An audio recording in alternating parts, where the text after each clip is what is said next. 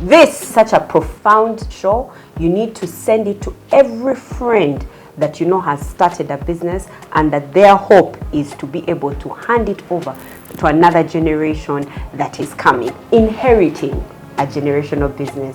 Very early in the business, I had signing rights for payments. I could pay, because if she's traveled and we need to make payments, someone must be able to sign a check. So at any one time, I could run the business whether she was there or not. I've noticed that for most people, when they keep benefiting from something, they will fight for it to stay. Hello and welcome back to Vamp Love. This is such a beautiful Friday. If you know what I'm talking about, even before you see anything, just say hallelujah, amen. In fact, start by sharing, commenting, subscribing. I want to send a special shout out to the people who don't watch this show, but you listen in. Oh!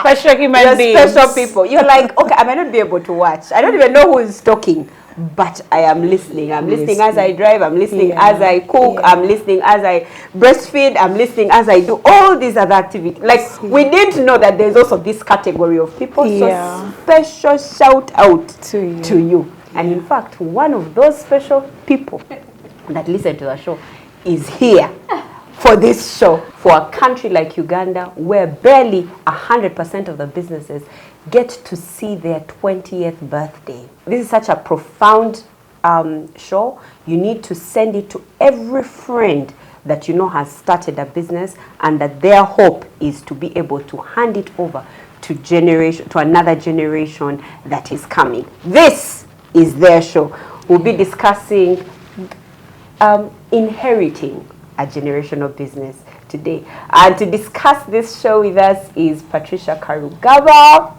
Patricia has run a business that was started by her mother in 1991, Mrs. Alice Karugaba. It started as a modest furniture venture in Uganda. It's just with only a upholstery, right? But now, even under, in fact, especially under the helm of Patricia, it's grown to over 2 stores, but the 4th store is on its way. And she's been able to uphold this business. It's been held, and it's such an honor to have you here. Many other times that she's come here, she's done various shows with us. And if you'd like to see them, we'll be leaving a link for them. But she's here to share with us what it's like to inherit a generational business. So welcome to the show, Patricia. Thank you, Manuela. It's lovely to be on the show again. Yeah. The last time I was here was a totally different topic. That time, you can have a Uganda proverb that echiteza la techala. Yeah. Remember, that's what it was last time in that line. Yeah. And now you've called me to talk about generational wealth. Yeah. If you can't pass it on, really, it's another thing. It's about passing on, passing on. I love it. I love it. And of course, I have your usual suspects, Mrs. O, Mama Boy. Hi. And because we know you will ask, Pastor Husky is not available. They are not always available, friends. Please, there are days when they can't come. So they have to be husky. I have to be husky. Actually, to be honest, huskiness has taken the voice. Capucci has no voice. So send her some love in the comment section. But I remain your host, Manuela Mlondo, and I'm excited for what we're going to talk about today in this series, Roots and Legacy. So Patricia, I'll start. Tell us the story of the starting of the business and then over into you inheriting this business. Okay. So the business next year will be making 35 years. Yeah. But it started before then. It started in my mom's kitchen, really, in probably 1976, 77, around there. It started by a need for her to put food on the table. You know, she was a secretary at that time, and my dad was a civil servant. And as you know, in those days, I don't know if it's the same now, but civil servants would never get their salary on time. But you have 4 children and extended family waiting for food at home. So my mother, being very practical, started making bread actually buns, you know, buns like Mwana Akaba. So she would make those at night and bake them. And, you know, my earliest memories are of that fresh bread. In our home, that bread takes us miles back in history. Yeah, so she would make those at night and then sell them in her office. And then she would have extra money to put food on the table, clothes on our back, and to give us a lifestyle for me to have felt that we were not poor, but we were. Yeah. But we had toys, we had bicycles. In fact, if she's on telling her story, she'll tell you that she was able to buy bicycles for us from that, you know, a luxury which we couldn't afford. So, you know, it grew. She started doing magendo during Amin's time. Things which were scarce, she would manage to get them and sell them at a profit. Keeping the things in the store, selling them at the office, like that. And then, remember, she's fully employed as a secretary. So later on, really now demands are higher, children are growing. So she starts a shop in Wandegea, where you see First Pharmacy or opposite College Inn. That's where the original Nina Limited, not Nina Interiors, Nina Limited, that's where it was. And I remember the first days that she opened that shop, her stock fitted in a chikapu. And security was not good. This was like 1984. I was like in P4, P5 around then. So she would go with the chikapu, leave someone to set it up, go to office. Then in the evening when she's coming back, she comes back with the chikapu of stock. You don't leave your stock in the shop. Can you imagine a grocery shop selling Blue Band? It was not Blue Band, it was scarce. But you know, sugar, toothpaste, Vaseline. But you take your stock to a big shop, set it up, and in the evening you pack your stock and your little sales and go back home. So that's where we came from. We've had a humble beginning, and the business grew until she was given the opportunity to do something bigger, to represent a furniture company. There was an amazing furniture company called McRae's. It was making solid hardwood for expatriates, and they would even take it back with them at the end of their time. So she came in to sell the curtains and the upholstery fabric. And that's what she was doing. They were making furniture, she was making the curtains. With time, that furniture company closed and the demand for furniture was growing because the population was growing. Now Museveni had taken over. The country is settling. Yes, so the business was, rebuilding, you're right. The business is growing. So then Nina Interiors was born in 1991. So officially, 1991, but I've taken you back to 77, 76. To a woman that is teaching herself business organically, and then an opportunity comes and finds her ready. Yes. Wow. I have so many things to say. You know, when you start selling things in office, you think you are the first. 1970, like it was already happening. And you shouldn't be embarrassed about selling things in office. That's a market. That's your first market. If it's earrings, if it's lip gloss, your first market are the people around you. And if you happen to be in an office, that's your first easy catch. Sell there. You'll grow from there. Oh, wow. I absolutely love it. I mean, I think it was important for us to learn where this is coming from, but I want to continue the story just a little bit more before we enter the conversation, because this is not an interview. You know, I've actually found a lot of us, our viewers, thinking that when we bring a guest, it's an interview. No, it's a conversation. So we converse, but we're starting this one a little differently, where we just kind of want to have the context of this conversation. So she starts Nina Interiors, and then there's a point when it has to trade off between her and you. Tell us about just that part. So even before we get into that part, it got to a point where she had to leave her day job.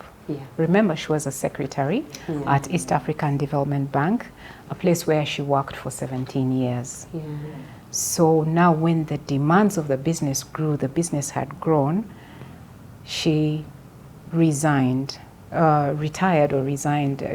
Well, a retirement party was made for her, so I think she retired. How old was she at this? Sorry, let me just ask. You know?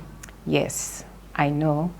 She must have been 47. Oh, wow. Yeah, around 47 or 46, thereabout. Okay. Yeah, 47. Okay. Gotcha. Yes. So she resigned and went into the business full time, because now she had to travel to buy these things, and then she had to be present. And at the beginning of the business, she was everything. And in every business, you start out being everything. So she was doing the sales. She would drive to take measurements for the windows, and drive to deliver. And she had one tailor. Who was the tailor? A tailor who had done work for her and used to do work for us. If she needed to do any sewing, she would come to our home. So now that my mom had said the business, she's like, hey, I have my tailor. And this tailor was living in Kazo. Kazo today is near, but in those days, Kazo was far. It was really far.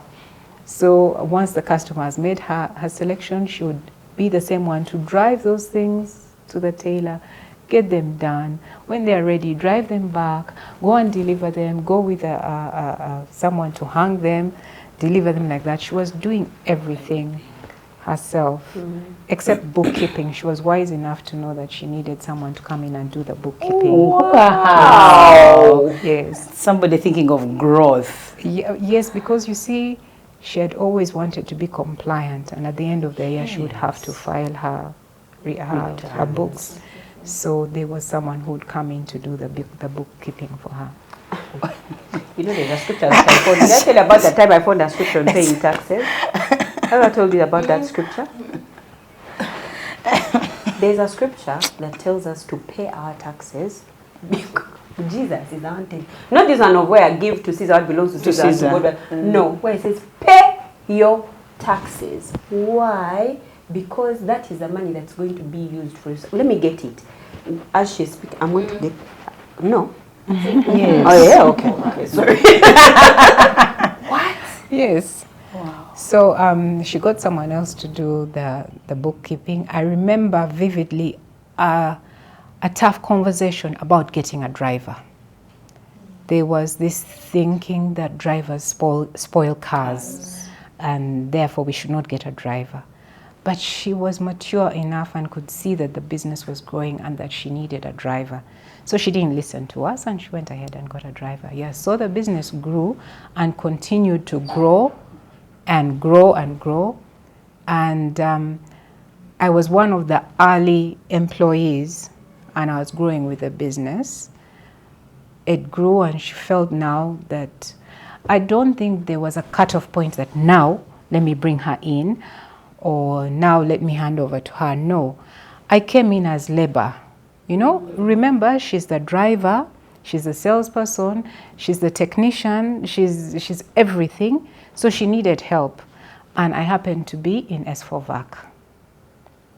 Perfect. Yeah. So my entire S4VAC, I worked with her, and I got paid. The longest holiday, right? I got paid. My first salary was 20K.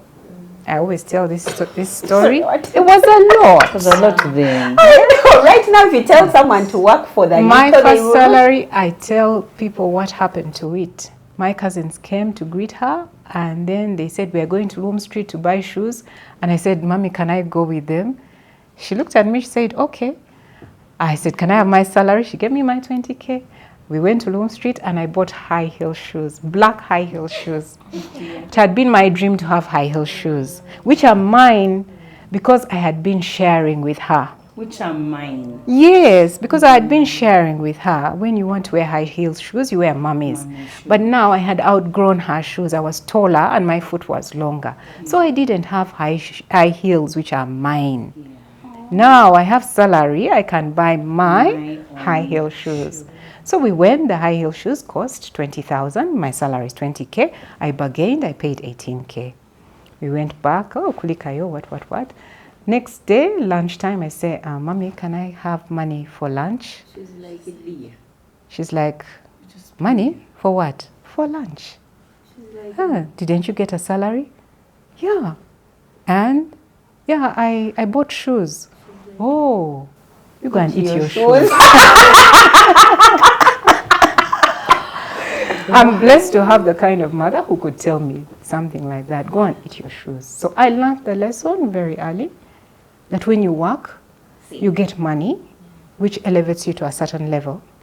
But also that money has to take you to the next salary. In between, there's no one coming to rescue you.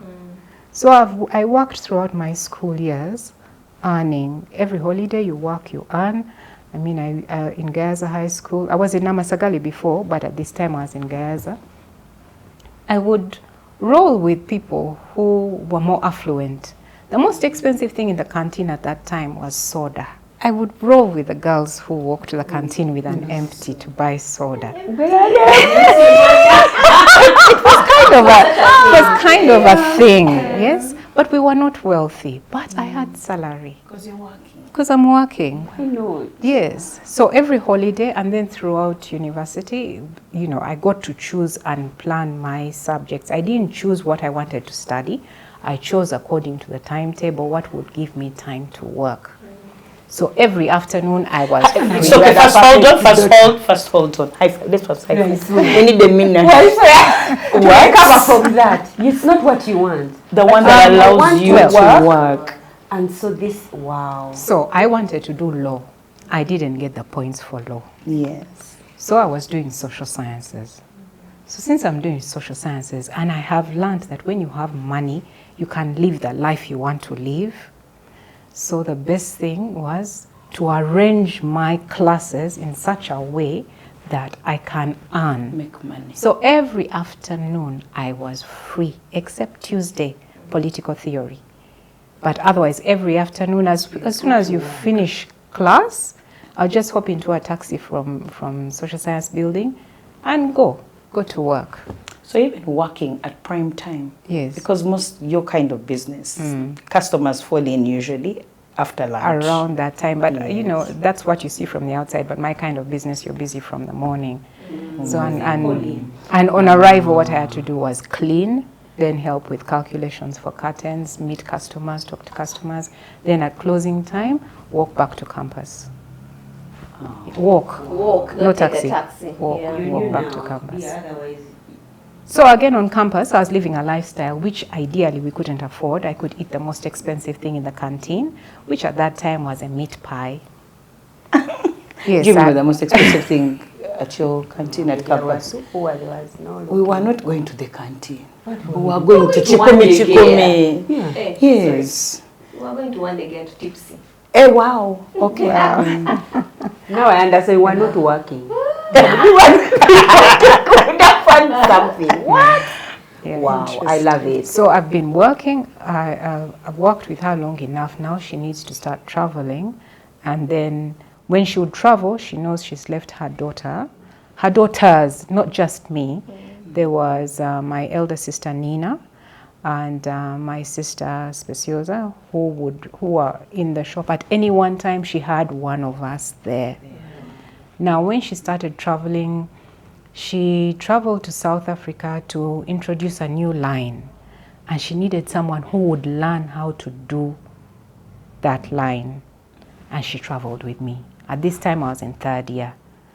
I killed 1 week of lectures, traveled with her to South Africa, learned how to operate that machine, how to make the blinds, came back, we started the work, moved on, the business grew more.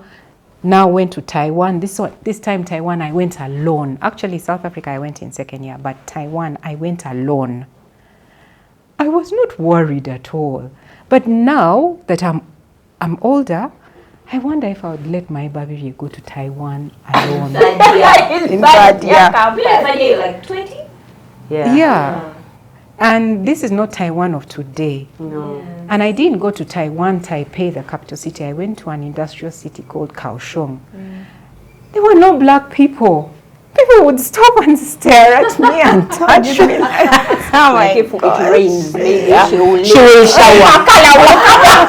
She has not showered for a while. That's why she's like this. Oh my And I was God. staying in a hotel, and I would be bored in the hotel, and I would walk out on the street, sticking out like a sore thumb.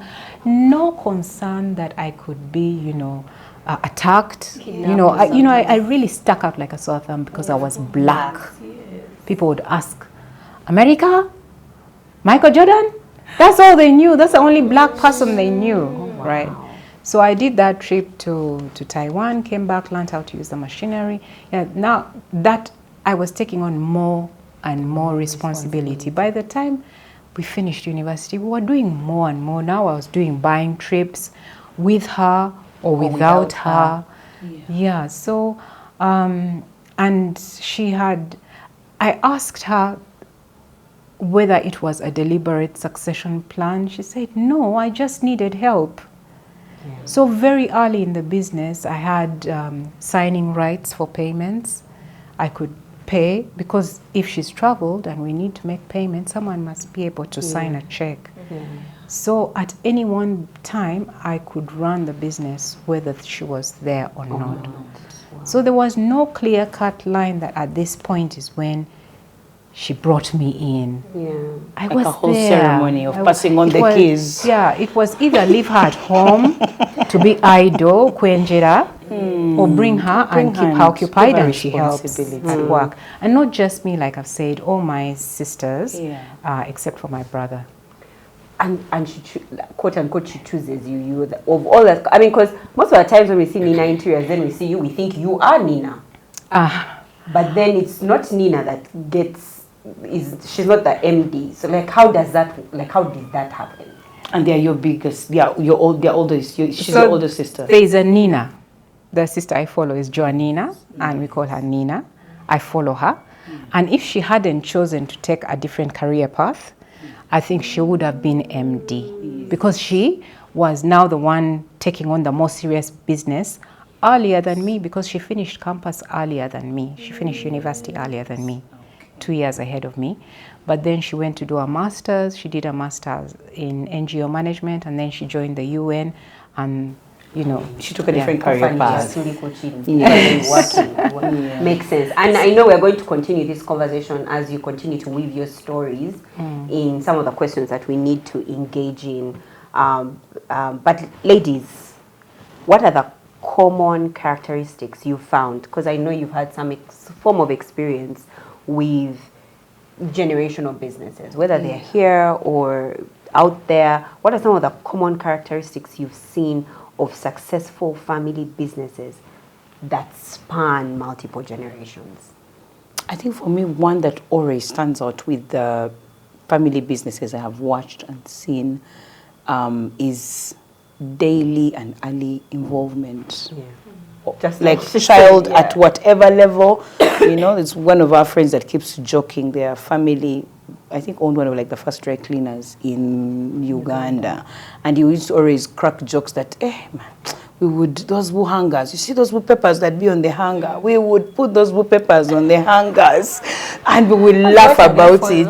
They are to help the clothes not to slip and fall, if you don't have those hooks that will clip. So that's what they would do as children. And then the boy's salary would be less, then the girl's salary used to be more. Then they would say, but why? So so many things were being told to them just by put the paper on the hanger. So that's one. And then the second one I have seen, because I've talked about my dad's business then, that we started working early without you knowing it. They just involve you in everything. He comes, and then the desire to seem helpless at any given opportunity. Like my dad, I'll use one example. He would come with money. They've closed the joint. He would come with money in his jacket. And then he would just remove it. So money over joint, pool table, about one beer, one soda, one chicken food, it would all be jumbled up. And then this is what he would do. He would just open his jacket and put the money on the table. He said, people organize the money. Then he would walk away. So we later found out that we were the ones who would organize the 1,000 together, the 2,000, the 3,000, tie them in for him to go to his formal job in the morning and bank it. He never used to organize that money. Of course, they have written it in the books that they're joined, but it's us who used to organize it for him, envelope it for him to bank in the morning. So early involvement, and then just to seem helpless. It's like they need your help. You feel needed, even when it's a small role. I think for me, what stands out, and I say it with so much pride, is the innovation of the next generation. Every time I watch the next generation and something new has been done, I'm like, oh my God, these guys did something right with their children. And I like to tease people and say, take your children to the right schools. I attended the launch of your third branch, and it was so nice, as heavy as I couldn't move around a lot, but I was like, these guys found their mom with one branch, and now we're on branch number 3. So they've understood that they have markets in different places. And then there was a company that came, I don't know if they were Chinese or partners that came on board. So imagine, they're also finding partners. So that innovation to understand, I was like, oh my God, these guys did something right. And that day, Patricia's mom was just sitting with her friends. Queening away. They were running around doing everything. They had found the service providers. They were what? The outside. Maybe it was a different story on the inside. Have you? I don't like that. She was sitting. Of course, her people had very high-profile people. That's another thing. Like networks. When they introduced the board, high-profile people. I was like, guys, who are your friends? As you're thinking of moving to the next generation. Another one is, there's a company, I don't know if I can say the name, that does milk in this country. And it's being run by children. When the dad passed on and they're now running it, they introduced flavored yogurt, fruit. We already know the company, just so you know. I was like, every time you see something new, you're like, you guys, innovation. These guys are moving from one level to another. So for me, innovation is what always stands it's out. like, as I think it's when the parents allow them to innovate. Because some parents can jump, they hold you. The third is a personal friend of mine, a very close friend of mine. They do electricity. He's running second generation electricity company. They do supplies, bulbs and what. He's finding new markets. Getting new suppliers on board. He's networking in spaces his parents never networked. So I keep looking and thinking, guys, when the next generation comes in and they've been prepared, the innovation, they take out of this world. That's what always stands out for me. For me, the one that I've found is they have a child who has an interest in the business.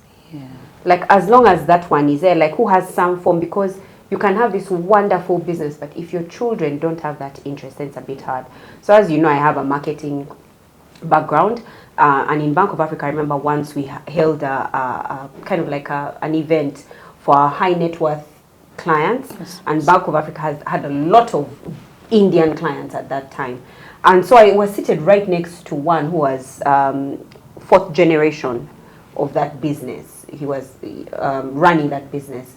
So I asked him, I said, what do you think is the difference between us and you guys, especially in handing down a generational business? So first of all, he shares with me that the business didn't start here in UG. So it looks like it did in the times of Amin, because it was his great-grandfather in the time of Amin who handed over. He says, no, actually the business started in India years before. And then it was handed over. Then there is this particular father who had 6 children. He sent one per continent.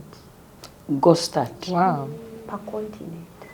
So now his grandfather started in Uganda. Like when they were selecting, they selected the middle, the heart of Africa. They said that they selected the heart of Africa. That's why they came to Uganda. But he says that thing that you kind of talked about, only that their parents, for lack of a better word, turned them towards the business. So they would say, oh, you want to be a lawyer? It's okay, study law. When you finish law like this, there's a you come department to the business to run law in the business. You understand what I mean? So there was interest of a child, but also parents turned their children such that it's okay. You want to be a pilot? That's fine. It's okay. You go. But when you are back here, get those skills you have of a pilot. You are going to find a way. Pilot our first project. Be the pilot of our first, I don't know, whatever. Like you click, like they would always, and I found that quite interesting. That even as a parent, you can say, okay, I get that your interest is not here, but wherever it is, come and you want NGO, start the foundation for this business from there. So that I found that also quite interesting for generational businesses. As we're talking theory. There's a businessman actually here that runs they produce different things, and he used that concept for his sons. Yeah. Yeah. It's okay. So they would be having breakfast like in the morning, then he would sit and look at you and say, so I'm going to leave after you. I tell you, we all work. So, and then he said it like about 3 times and it was not clicking because they were still young. But when it clicked, every time they would see him at breakfast, it means you're late. Because when he's done with breakfast, he's going to work. So by the time you're seated with him on breakfast, you're late. Why didn't you have your breakfast early? So you grab your breakfast and go. Because they had to open the office and they would close the office. So when they would study, of course, and have the opportunity to choose, I want to do my IT. It's like, but don't you know, just in the equipment, we've got all the departments. We are struggling with the IT department. It's okay, you go get your job, but give us 2 hours. That's what you would do. So they would go work, of course, in the banks. Most IT people, bank. Then you would go, they give them a salary of 1 million shillings. Yeah. For him, he not see it. The guy comes, works for only 2 hours. Then when he notices that you're actually doing a good job, then he would mark up the other salary. What excuse do you have at a young age if except salary? You want money, I've paid you. Yeah. Yeah. But you know, that also brings out another reason as to why businesses are able to. One reason as to why they can, a characteristic is success. A failing. What are you passing? You have, there's a way in which it has to be successful. Yes. For it to be passed on. I have a friend of mine, Dr. Eunice Adubangwe, all of you know. Yeah. She was saying that there was a time she looked at her business and said, but what is this that I'm handing over? Like I'm there as a generation, but she's like, but what am I doing? What's this? We're not paying tax. Like if you're not paying taxes and you have this way that you talk to the tax man, man, you guy, if he was your schoolmate, like my friend, a small call. Next, now you hand over to your daughter. The tax guy is not her friend. It's already failing from the word go. So she was saying that, Manuela, there is a way in which us as business, we need to start running businesses which want to hand over the right way. Yeah. So that you can now hand it over. Otherwise, some people are handing over problems to their next generation. They're starting filling holes that were already covered. I learned something from her today when she was saying that the mom typically run business like how many of us started, where you're doing everything except her bookkeeping. I was like, that's wisdom. She knew what makes a business grow because bookkeeping is the only way you will make money. Your account has 300 today, tomorrow 0. But if you're not keeping your books well, you're not going anywhere. You will remain stagnant. So, Manuela, I need to come in here. You've all said what you think family, what we've seen in our about family business and success and what. I have an issue with this word family business. There's the family and there's a business. It just so happens that this business is founded and run by a family. But first and foremost, it's a business. I like that. So what makes a business successful? Just go back to those rudimentary, fundamental things about a business being relevant. Does it have the goods and products at the right time, in the right place, at the right location? Does it have people buying? Then the business, you're looking at the business growing. You talked about innovation. Even if it was not a family business, it would not grow without innovation. You talked about compliance and taxation and what. Even if it was not a family business and you mess up on that, you'll be in trouble. So it is a business, but it just happens to be run by a family. When people say family business, they're sort of giving an excuse for mediocrity. Lovely, that's the word I've been looking for mediocrity.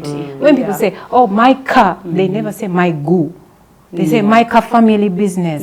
Like, it's not serious. It's not. They even say my car side hustle. Guys, my mom's side hustle turned into Nina Interiors. So it's never car. It's only car for as long as you're putting in car effort and car seriousness. When you move to go effort and go serious, then it will become go business. I love it. And even what you're saying about having a child who's passionate or interested or forcing. I'm not for forcing people into the business or insisting they work in the business. Think about MTN. Would MTN force someone into the business? No, it's a business, but by the way, it's owned and run by family. True. That's my mantra. That's the way I look at Nina Interiors. Yeah. I think it's interesting how different businesses do things, and I think what I'm picking from here is you need to find what's working for you. Yeah. Because imagine that business for you, it's not, you don't always have to buy a family, meaning there maybe are directors, they're on the board, but they don't have to be the lawyers of the business. They don't have to, for it to be able to run by the family. Oh, I find that's really interesting. I had shared that I was going to share with you a scripture, Romans 13:6-7. This is also why you pay taxes, for the authorities are God's servants. Yes, those ones, those you are eight guys. Who give their full time to governing, give to everyone what you owe them. If you owe taxes, pay taxes. If revenue, then revenue. If respect, then respect. If honor, then honor. So please, Nadala the Christians are the ones who don't like paying taxes. Even when they are being unfair. Please pay taxes. Even when they are being unfair, even when they are being bad, even when they're misusing, even when they're misusing their power. Exactly. The principle is a principle, and I like what you said about it. Before you think of it as a family business, think of it as a business. Yes. And you'll find that most businesses, yes, they're innovative. Yes, they have very good corporate governance, which is one thing you've talked about. By virtue of the fact that there's a board of directors. I mean, you guys were not listening, right? They weren't listening. She was sharing with us that there's something that she needed to do for the business to take it to the next step. As the daughter, she could come and say, I want to do, but the board was like, no, dear, hold your horses. No. But no, let me expound. Okay. Nina Interiors wanted a fourth branch. Yes. I identified the location. Perfect market. It was going to be the answer to all our problems. Yeah. It was a sure deal. That means research people. Yes, it was a sure deal. So upcoming board meeting, I submit papers, I travel. I even procured things for the new branch. It's a sure deal. Sure deal. It made business sense. I go to board to present, because I must present to board for approval of a new branch. Organized. And board says, lovely, but you need to meet certain things. Sort out certain things which you have failed to do on the current branches. You're not going to carry forward those mistakes which are happening in those branches and carry them to a fourth branch. Oh my gosh. I am MD. I'm not majority shareholder, but I am MD and owner of business. And it made good business sense, but also what they pointed out, that if I open that fourth branch without sorting out the repeated error that we're having in all the branches, I was going to have it quadrupled in that branch, right? Yes. So my task now is to sort out these 3 branches, and God willing, 2026, 2027, I'll invite you for the opening. I will be there. We are coming. We'll be there. But you see, so that is accountability. It's a family business. I could have said, Mommy, I want to do this, and by the way, Mommy gave me the go ahead. Yeah. But in thinking with the board, she sided with the board. Yes, she sided with the board. So we are running it like a business. And if you want your business to grow, run it like a business. On the flip side, one advantage that family businesses have is the speed of decision making. I agree. Yes. Decision making is made in the car on the way to work. It's made at dinner table. It's very fast. But when your business is as old as ours is, and as big as it is, then you need a board, you need corporate governance. Otherwise, you're going to make big mistakes here and there. And if you really want to pass it on to 3rd, 4th, and 5th generation, then you need to have those things in place. And when we talk of passing on to generations, the business has to be a certain age to be passed on. A generation is about 30 years. It's been about 33 years since my mom started Nina Interiors. Not Nina Limited, but Nina Interiors. And I'm now there. So the next generation is coming in pretty fast. They're already in. But for me to be totally out of the picture, it will be another 30 years. I'll be 80. My mom is 82. I'll be 80. I don't want to be in the business at 80. Yeah. I'll come and look at things and what, but I shouldn't be running at the show at 80. Yes. The ones of the influencer women. Now you have booked the high table early. I have to hurry up. Oh, the high table she talks about where the mom was. Exactly. And Manuela, what I want to stress to you and to the people watching and listening is when we're talking about these businesses, don't look at a big business. Look at your side hustle today. Yes. Even the small business, if you want it to grow, this is what you have to go through. And if you want to pass it on, same thing that you have to go through. It's a business. Talking about passing it on, and you were talking about generations changing. There's a 30-year between generations. And most times, not necessarily in Uganda, governments are changing. government policies are changing. But even if I like your wisdom, how you were very careful with that because point. I knew in the comment section you'll be like, don't come for us.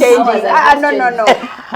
In general, because we've got to be in a place where, first of all, we stop thinking about our businesses just ending here. Yes, we need to think. Okay, so your government has not changed, but then where your business can go, their governments are changing. So the problems the problem that we want to address now would be the same thing you'd face. What do you do about adapting to changing government policies, tax systems, market competition? It changes. I mean, I don't know how many interior designers now there are on the market who are selling big business on their phones, influencers. You understand? Where they're, hey, I did my kitchen and it was done by Bosco on that side. But I'm saying this and I'm laughing because you did. I did it and she was sending me messages like, but Manuela, what's this nonsense you are doing? Can you just come to me and we work? So, but you're going through all of that. How should adaptation work between generations and to ensure that there is longevity? Because the issues you're having now are not the ones your mom was having. The tax, things have changed. Albeit in the same government. So how have you guys seen, or have we seen things change, adaptation happen? Yeah. So I'll go to your example that you gave of your friend who dealt with the taxman, that was her hobby. In the next generation, that taxman there's even no taxman, there's a system generated assessment. How will you deal with, there's IFRIS, how will you deal with that? You can only deal with that if you formalize the business and run it as a business. You know what, people have been so angry about IFRIS, I should even be careful about saying this, but for us we welcomed IFRIS because it standardized things. It made things fair and even. You cannot be compliant when other people are not compliant. So you move with the times. Now we have liquid borders.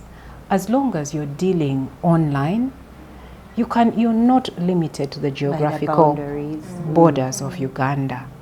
You have to work the same way that other people are working. Sustainability and ESG is now a big thing. You have to adapt because you're passing on the business to the next generation. So it's not just you who started the business like my mom. She's aged in years, but also in experience. It's not just her who is aged, it is the business. The business grows, the people grow, and the business must grow with the people, times and trends. So the business must continue being relevant in whatever business you're doing. If you are in cooking business, even just a takeaway, you'll get to a certain point where you are not preparing things the way you did before. You're moving along with innovations in methods of doing things, equipment, all that. Yeah. I love that. I think mine was innovation. if you're going to run a business and you want it to adapt to change, you have to help your people be innovative. Your son, your daughter, to be able to go and see that this same business in an economy that's like ours, but that's in the future. Because you know some economies are 30 years ahead of us, 20 years. Take your child there, so they start to see what they need to do when they come back this side. You know, where now they are at the right age. The thing they saw then, now they can do now. Yeah. For me, it's the soft skills. What other things are you teaching your children? Discipline. Yeah. Patricia is very disciplined. Her things are run in order. Her children go to particular schools. They, you know, like She has attended EP.2, please. Yes. And so it shows you how And I'm attending again this year. Oh, you're welcome. So I'm in the same class. No, not the fact that- returnees. It's a different class. There are levels to these things. There are levels to asking questions and they're like, at all. At all, no. The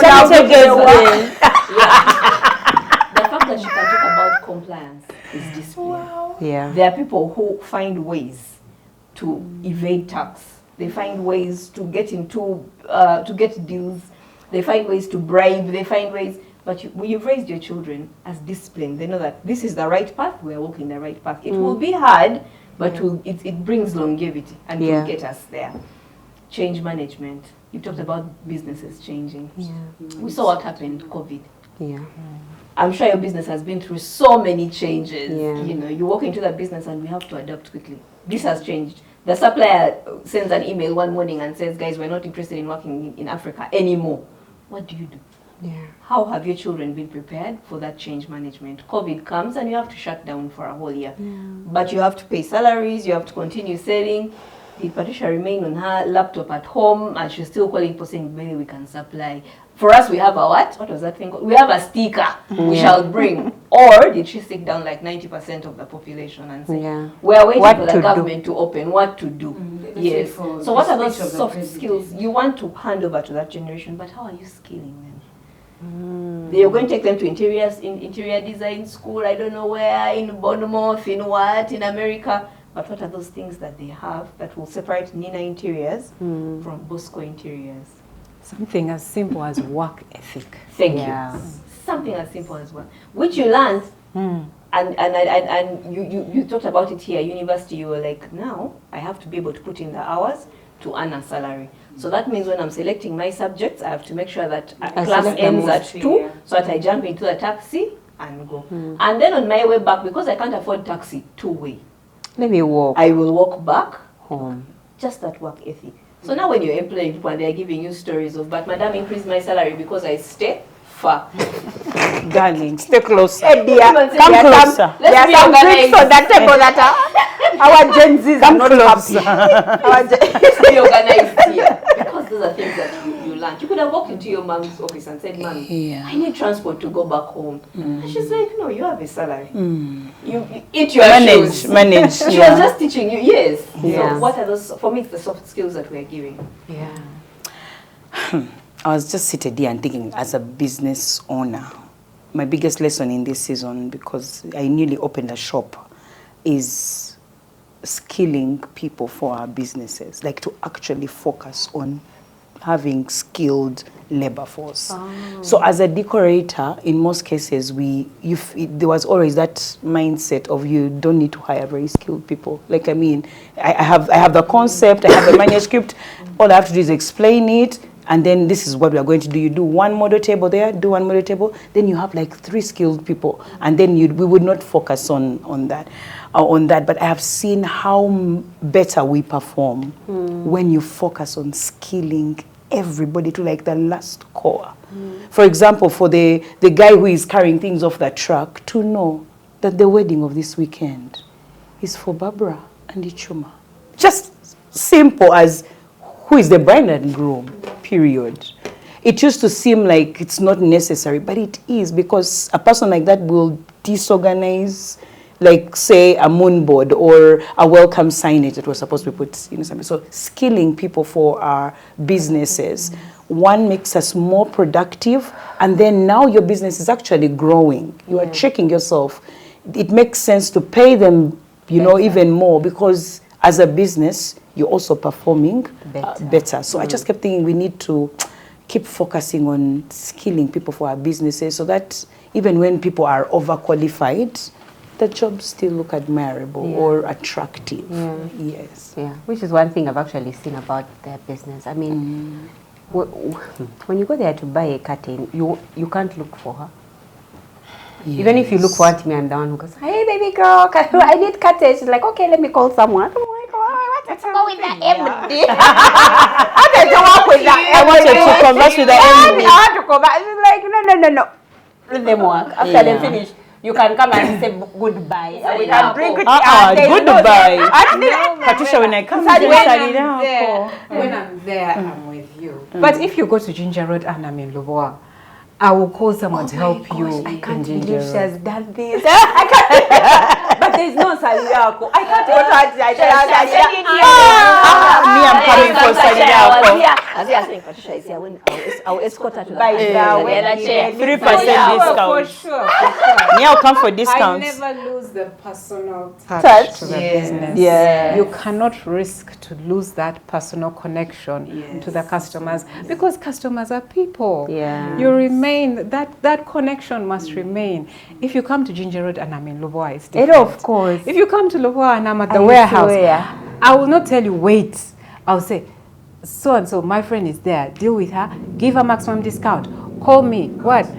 But because I have multiple locations, I'm not everywhere at the same time. But please, if you have my number, you call me. Even if you don't, you can get anyone in the showroom to call me. But business runs whether I'm there or you're not. not. Yeah, because that's what I was going to say. Yes. Your business runs. Like whether you're there or you're not, someone will take you through. And even if you go away and come back and find another person, they know she's about just your as order. skilled to tell you this curtain has this amount of it. We imported it from here. We are left with this number of same price. Nothing has changed. So I wanted to commend you because the staff are really skilled. What are the best practices for identifying the next or grooming the next generation leaders within a family business? knowing that this one is the one who will. Do you know? I have a money lending business, and one of my daughters. You can tell. Someone would come and borrow money. That time we still used to park them at home. Your security is your car, park it at home. So, Mommy, why is that car parked there? That person borrowed money for 1 month, and after 1 month, they're going to give me back the money. I give them back the car. If they don't pay, we sell the car. Mommy, it's 1 month and 2 weeks. Are you selling?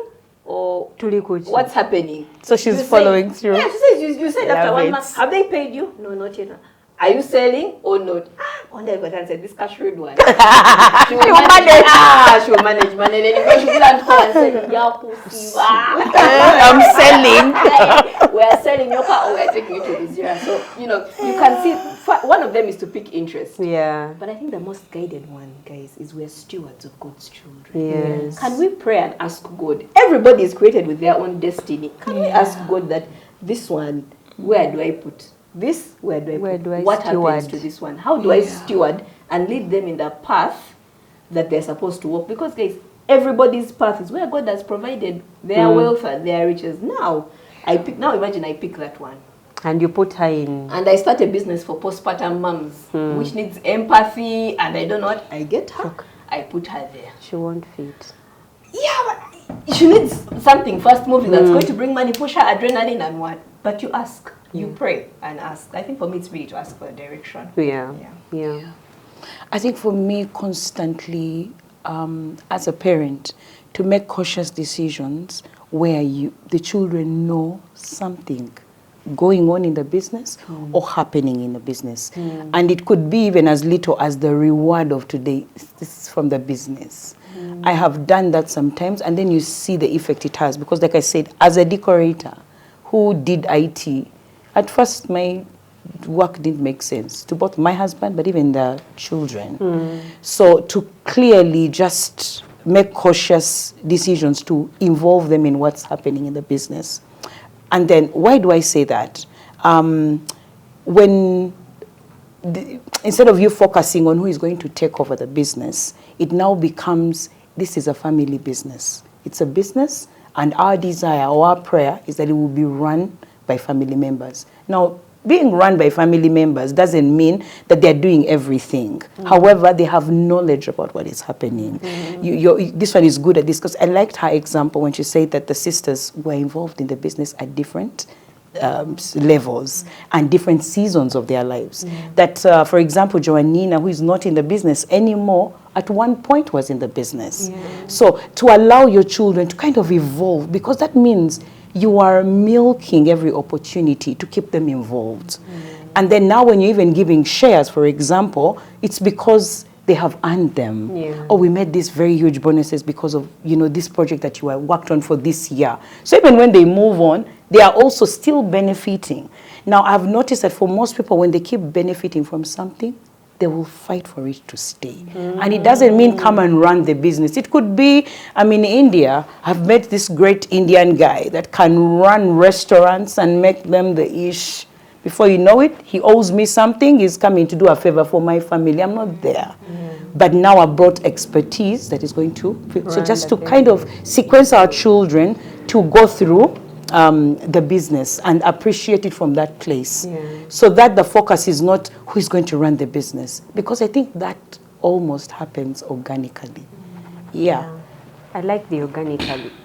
As our children ask us in accordance to, even both Brad and I have seen them, are like, we know who might go where.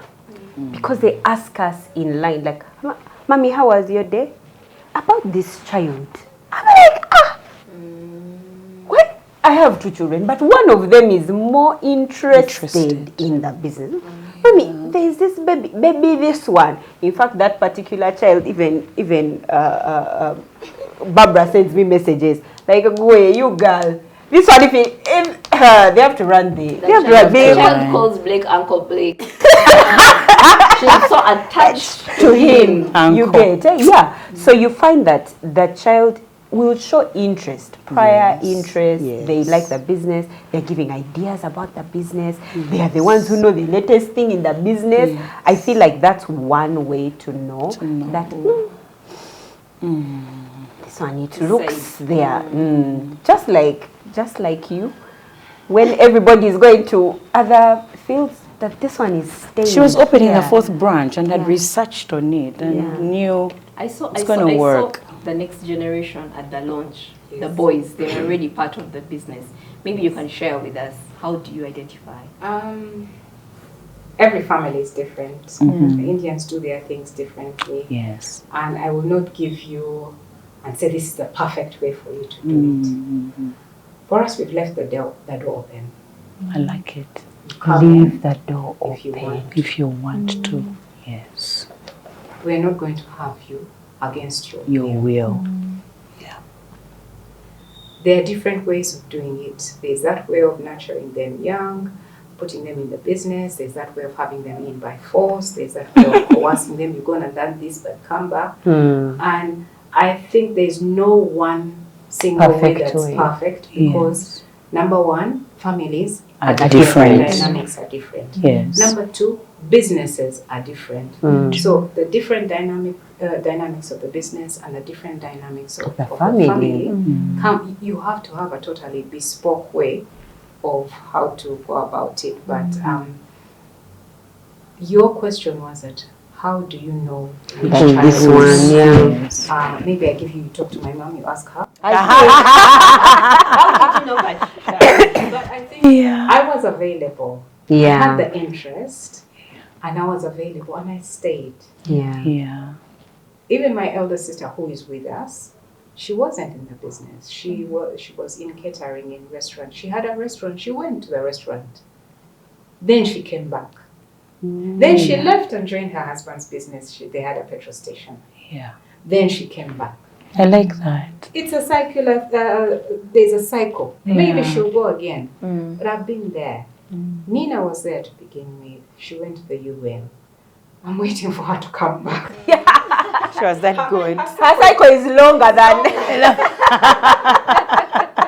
But the door is open. Yes, but the door is open. I love that. So for the next generation, the younger generation, those ones as well, you have an interest, come in. Yeah. Come in.